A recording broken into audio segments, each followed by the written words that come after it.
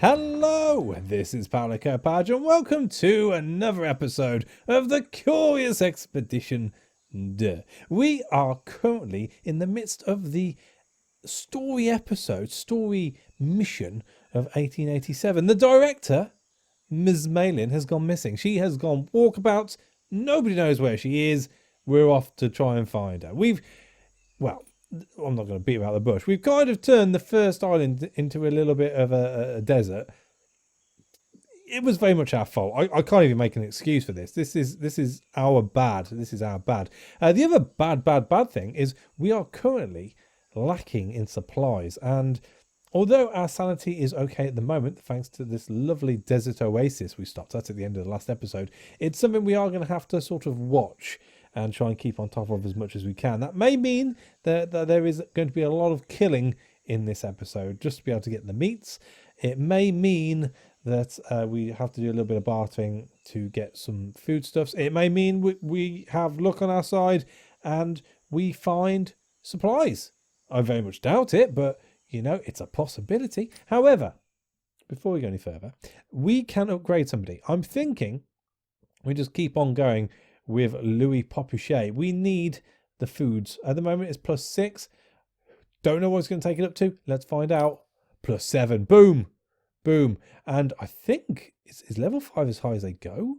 Because the die are all maxed out. Maybe +7 is as high as it goes. Guess we'll find out. However, we have the village here, and it says talk to the village elder. So that means we go to the village and talk to the elder. Apparently, that's as fluent as it gets. We do have the panther sort of roaming below us. I'm not a big fan of the panthers and their re-roll go they get whenever you re-roll. That's terrible wording. That's absolutely terrible wording. Yeah, so when you re-roll, in case you haven't seen an episode where I've fought them, when you re-roll die, they get a free attack on you, which is a little bit of a bugger. So we'll be avoiding that if we can. The salamanders of the village welcomed me with open arms. It seems that any friend of Malin's was also a friend of theirs. Well, according to my -2 reputation with the locals, I'd argue that, but hey-ho. My previous contact with the locals indicated that the village elder might know more. All right, well, we better meet the elder then, I suppose. The village elder returned my formal greeting with a wide grin. Not wasting time, I inquired about Malin's whereabouts. The elder explained that Malin had studied their tribe's legends, studying the ancient scrolls along with the elder's heir and only child. Oh no. These stories told of the greatest of the Palikal gifts, the key staff, a mysterious artifact that allowed them to travel great distances through the fog. Ooh. The staff had been stolen centuries ago by the Ones underground, vile creatures that lurked in darkness, emerging only to enslave and terrorize the islanders. Malin and the elder's child had gone in search of the hidden entrance to the lair of the Ones underground. The elder pointed me in the direction of her trail. Show Malin's tracks. Well, let's have a look. There hey, what? Why is it red? Does that mean she is in the midst of a beast of some sort? Or is that her area of terror? Who knows? Who knows? However, we do have some stuff at the bottom to be getting on with. You know what? Let's return for a second. I thank the elder for their help and considered if I had any further requests. Not too fussed about a quest right now. We got enough on our plate as it is. I wondered about the tribe. Get a little bit of reputation back. I asked permission to spend the evening interviewing the tribe in order to learn more about these people. After careful consideration, it was granted. Lovely. I spent that night probing the village with my questions and learned much. Pounding a spear against the ground, the salamander before me told me of their proud warrior heritage. Trained for battle from an early age, these people were a strong and proud folk. My inquiries complete, I returned and gave my thanks to the chieftain for the following morning. I thanked the chieftain for their time and made my exit. Thank you. I exited the hut, breathing in the air deeply as I returned to the main village square. What have you got to sell, or trade, should I say? A salamander from the village opened a small woven box, revealing the village's trade goods. Ooh. We have seashells. And they like seashells. So, have some seashells. What don't they like? They don't like pearls. They also have raw fish. And they have a conch shell. Blood's called a turtle that could be ridden to a nearby ferry station. Interesting. And they also have berries. 10, 3. I wonder if I can actually cook the raw fish because I have a cook. Let's get rid of the shells. We also need to get rid of... I mean, we need the health. Oh, that's a sanité. How much is it worth? 30?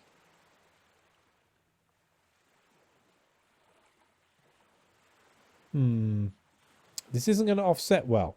Let's get rid of a few torches. Oh, yes, we can get rid of the muzzle as well now. That's worth a fair whack. We'll keep hold of this. Do I need to keep hold of the spear? Why are we keeping hold of the spear? So that's red dye. That's blue dye. Green dye. Red dye. And green dye. No, red dye, sorry. Didn't check properly. That's green dye as well. Right, okay, so we got lots of green dye. A rather pointy spear, you say. Damage 5. There's a shield with retaliation damage. That's not bad, but the odds aren't good for it. I'll tell you what, let's get rid of the spear. So they love us, love us, love us. We want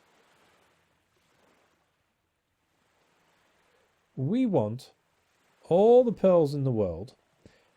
We want all the red berries you can muster. And you're still not happy. How about... Oh, they don't like the understanding tonic. And a torch. And then I don't worry about the fish. I mean, I could... No, I don't like it. I don't like it. I'll stick with that. I mean, that is 40 sanity and 40 health. For something we don't know if it would do anything or not. So, yeah, that'll do. That'll do. Let's get out of here. So, what we got? Scurvy. Irradiated. Nice. And a storm. Do we attempt to take on the panther just so we can get down to the shipwreck? I mean, we can always... Oh, we can't rest, can we? Because we're a plunderer. We can rest. Let's leave the ship unless the panther moves. However, we will come and check out this. Well, we're here now. Let's do it. We'll get some -5 health. I'm not doing too well either. Let's eat some berries. Just push me up a little. Don't want to die now, do I? Right, stone circle. We came across a ring of hand-carved stones. Primitive inscriptions etched into each rock seem to indicate some sort of map. Let's see the camp points. I closed my eyes as I touched the cold stone and a vision coalesced in my mind. Oh! Okay, looks like we're going far. You know what? Without further ado, let's attempt to not get lost in this storm. Bugger. I was enveloped by an awe-inspiring sandstorm and completely lost my orientation. It was several days later when I finally got my bearings. That's not that bad. I mean, I'm scared if I go and see... Oh. Go and see Malin. It might end what we're doing. So, let's come back. I want to see what this is. Approach the altar.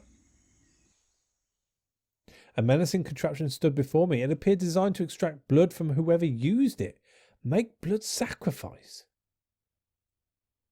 Does it kill them?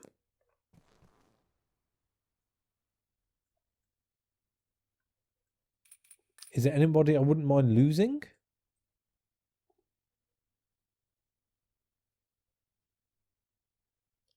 I mean, we could afford to lose the Sikh warrior, I suppose, if we're going to get picky.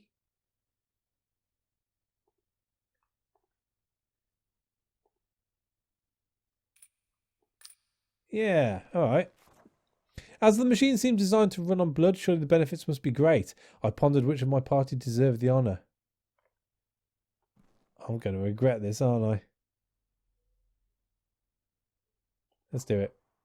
Bagat Cow didn't seem to fully appreciate this majestic machinery, but sometimes one must be strict with one's followers. Oh dear, oh my. She's not happy. She's not happy. That's okay. Start the machine. Adds blood sacrifice above. What? What? So start the machine.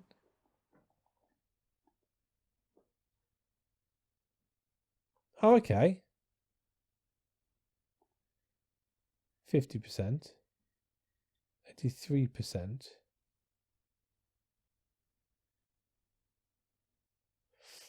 Right. Okay. So you can keep your hand. And you can keep your brain. I mean, who needs a heart? Really? Who needs a heart?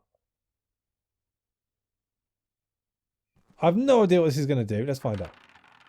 Hey! Did she get to keep it? Or does that mean she loses it? Bagat Kaur stood brave and still during the ordeal as the machine extracted a measure of her blood, replacing it with an odd shimmering fluid. Such pain and power, my head is spinning. She's got leather skin, less health. Its work complete, the machine retracted into an inert state. I examined it closely, but it seemed to no longer be operational. Alright, okay. So she's not dead. So that's good. Let's check her out. So a leathery and thick skin adds natural protection from any kind of harm. So plus 10 on health. Reduced damage from supernatural enemies. And 10 armor permanent. Right, okay. Peculiar. Interesting. I mean, at this point, it's probably best to streak a couple more berries. Because you never know. And let's go see if we can talk to Malin. Off we toddle. I mean, she's right next to a hyena. That can't be good. Alright, so. I mean, really. Hyena, 3. Let's attack. We need the meat. Combat. Roll it. What we got? So, we have come and get it.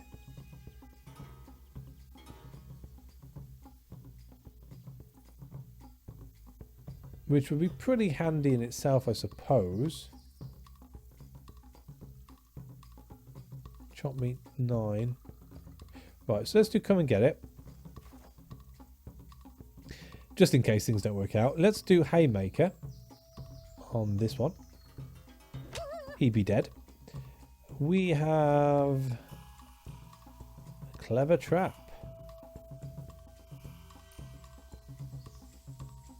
Let's throw that out. We'll keep the vulnerability and re-roll what we got left.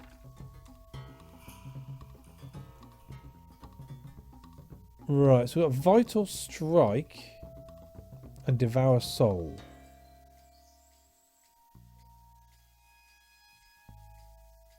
So let's throw up the vulnerability on all enemies. Nice. Then we shall Devour Soul with that on that one. Damage of 8, so that should kill that one outright. And then hopefully between the trap and the come and get it, the hyena should go down. Just by the tramp. Oh, punch in the face just for good measure. We deprive the remains of anything useful. Awesome. Take it all. Take it all. And let's talk to Malin. I followed Malin's path for several days until they turned into a new direction. She must have found something here that diverted her course. Oh, okay. Ah, and there was me thinking we're going to get an easy ride. Shame on me. Shame on me. Right, so let's cook up the meat. Oh, look at that. Nice. Let's eat it. And carry on. Up onto the hill. I am a little bit worried. Is there anything here?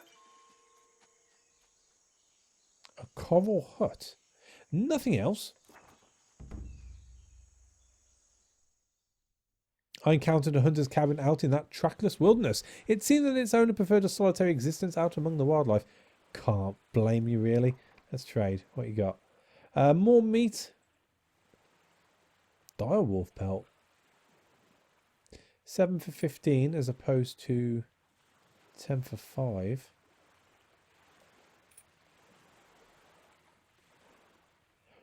All I really want off you, friend, is your meat, I think. 17 seashells. Wowzer. Okay, so they're worth 3. They're worth 2. So let's see how many shells you want. That leaves us with 8. 10 of those. Are they weightless? They are. And these aren't. So it's probably best offsetting as many of these shells against the teeth as we can. Almost. Maybe. A torch? Yep, I'm happy with that. The deal struck. I considered if there was anything else I needed before leaving. Yet. So let's cook up the meat. Eat. All the meat? All the meat. And off to... Is that a hill? Not sure. Let's go to there.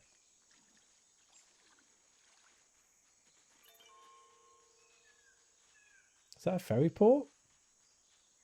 Yeah, so we're not fussed by that. Let's move around the beach. Examine the tracks again. I followed the trail further through the wilderness. Her path seemed to have no particular rhyme nor reason, and I could not figure where she was heading. Awesome. That's what we need to know. That's not too bad. Well, I suppose we stick to the beach as much as we can.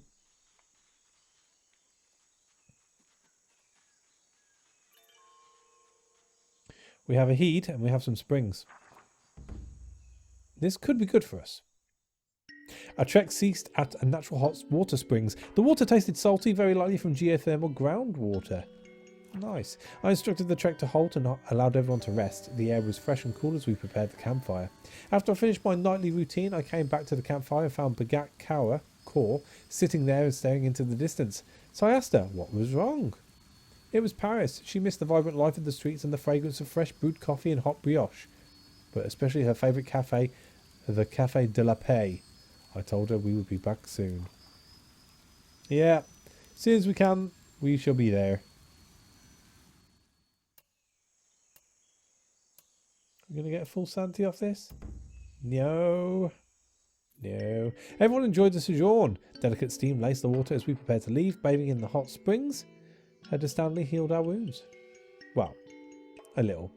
We're probably best to rest and get up to full health. The air was fresh and cool as we prepared the campfire. Tempers were frayed after our long travels, and a heated argument broke out that night. Soon Bagat Kaur and was loudly berating Jeremiah Barrel, whose face was flushed with anger.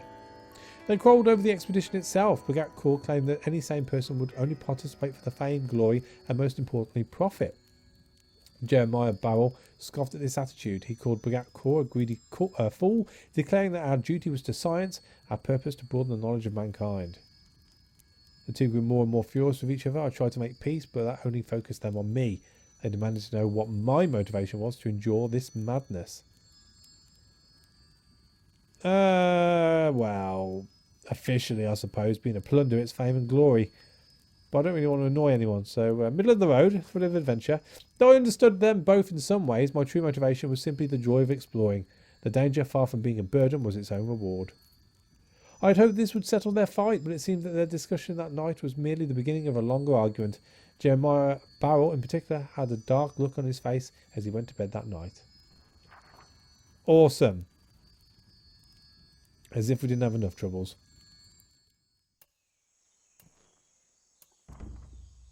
No point resting any longer. We are maxed out. So, let's get out of here.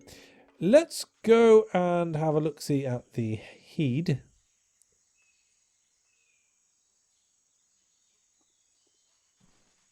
There might be something we can collect there. Oh, we've got a trader. I discovered a rough-hewn statue, its ghastly visage twisted into a cruel grimace. I was fascinated by the enormous relic. Several items have been placed around the statue ritualistically by natives, seemingly offered up to whatever this statue represented. Well, it's the god of the chins, obviously. Let's see what they got. Well. Ooh, the tied wand. We loves that. Can we take everything? No, overburdened. Oh, I see. Well.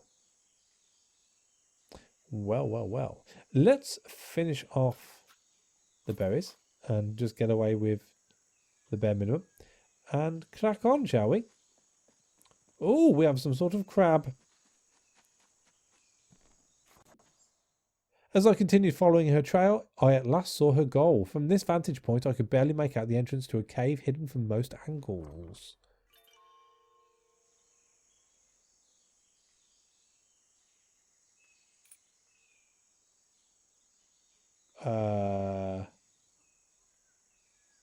This, I presume? Here? Approach the cave entrance.